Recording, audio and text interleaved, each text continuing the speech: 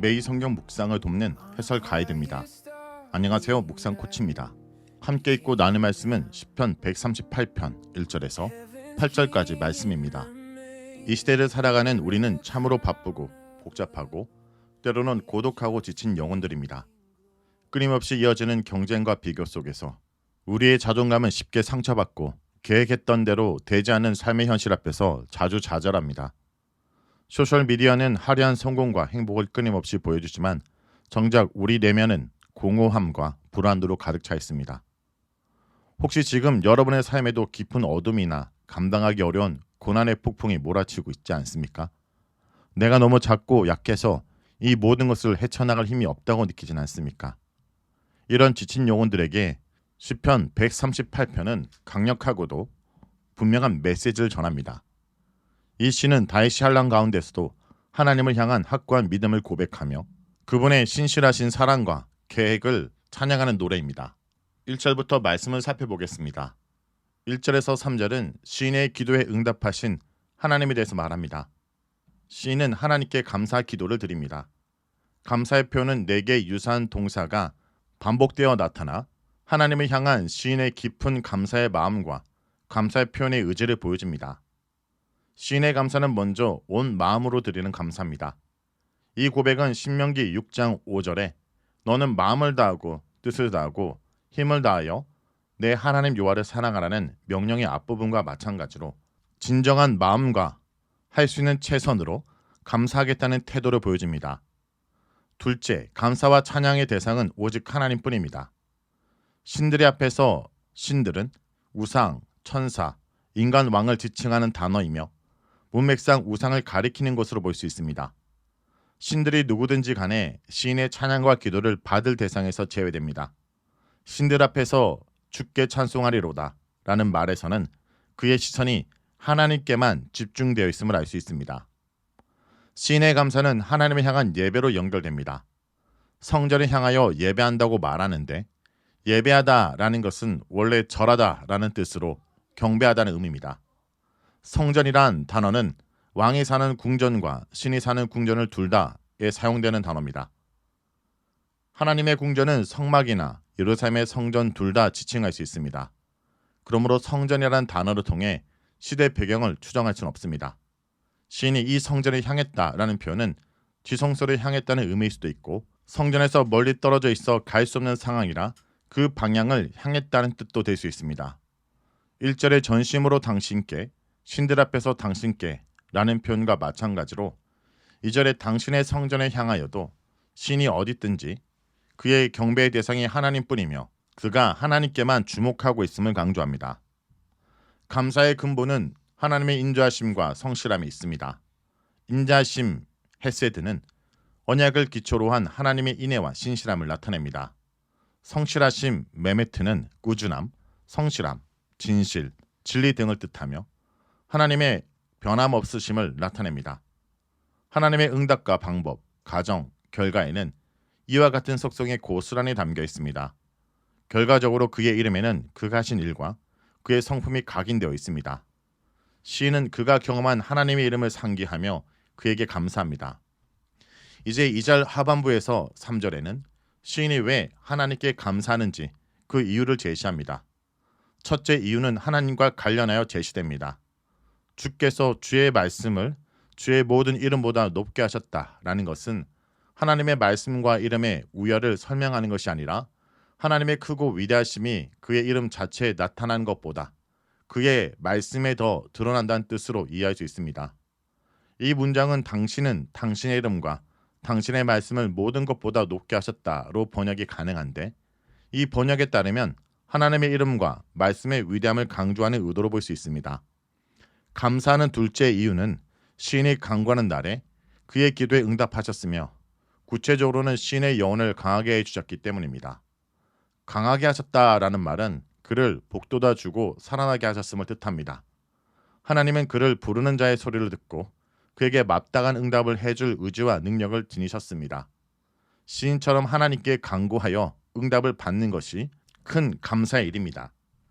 총 150개의 시편 중에서 감사 기도보다는 사실 탄식과 탄원의 시가 더 많이 등장합니다. 기쁨보다는 고난과 어려움이 자주 찾아오는 인생의 실제를 보여줍니다. 시인은 여러 위기와 난간을 만나며 그때마다 오로지 하나님 말을 찾고 그를 전적으로 신뢰합니다. 그의 기도는 당시의 위기로 인한 탄식과 괴로움을 쏟아내는 간구의 내용으로 구성되지만 기도의 마지막은 대부분 하나님이 응답하실 것을 확신하는 고백, 찬양, 감사 등으로 전환되며 마무리됩니다. 4절에서 6절은 세상의 왕이 전해 들은 하나님의 영광입니다.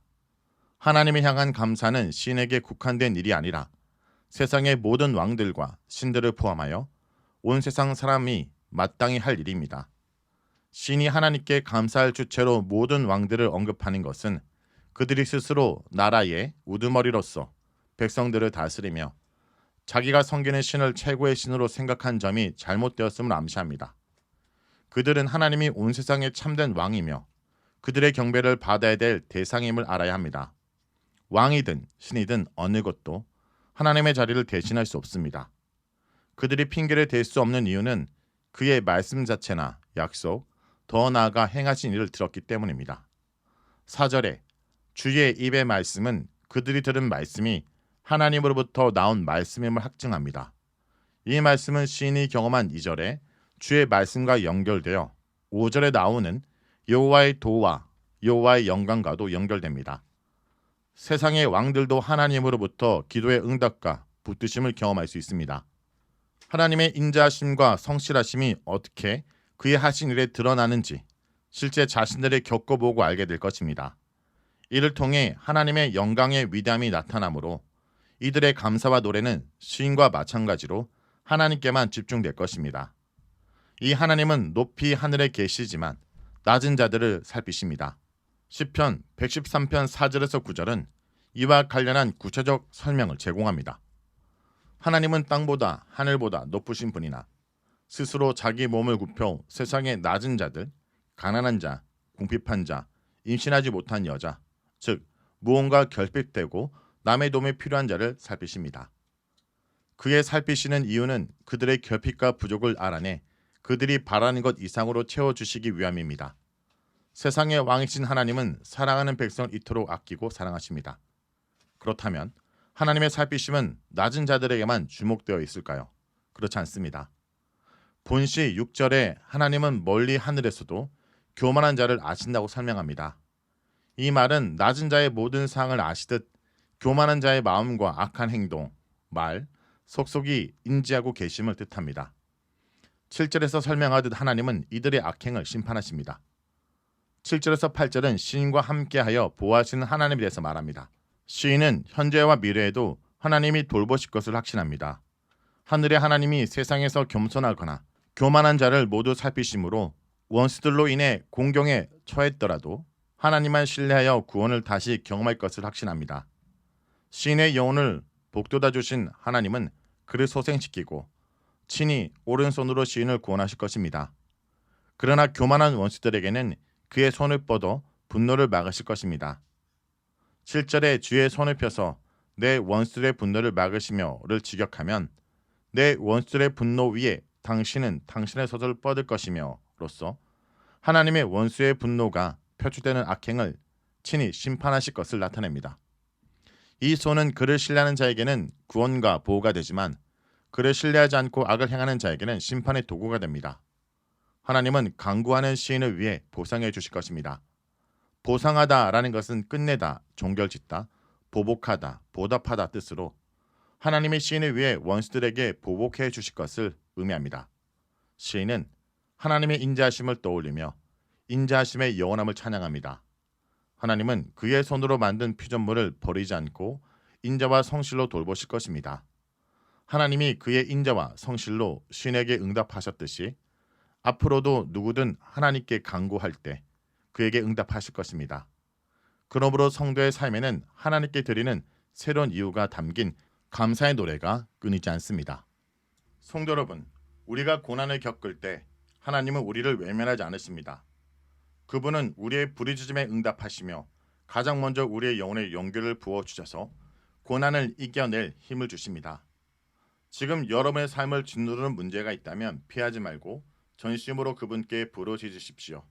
주의 말씀을 붙잡고 흔들리는 감정보다 주님의 약속 위에 서십시오. 말씀을 놓고 기도하겠습니다. 주님, 오늘 말씀을 통해 저희 지치고 연약한 영혼에 다시금 새 힘과 참된 위로를 부어주심을 감사드립니다.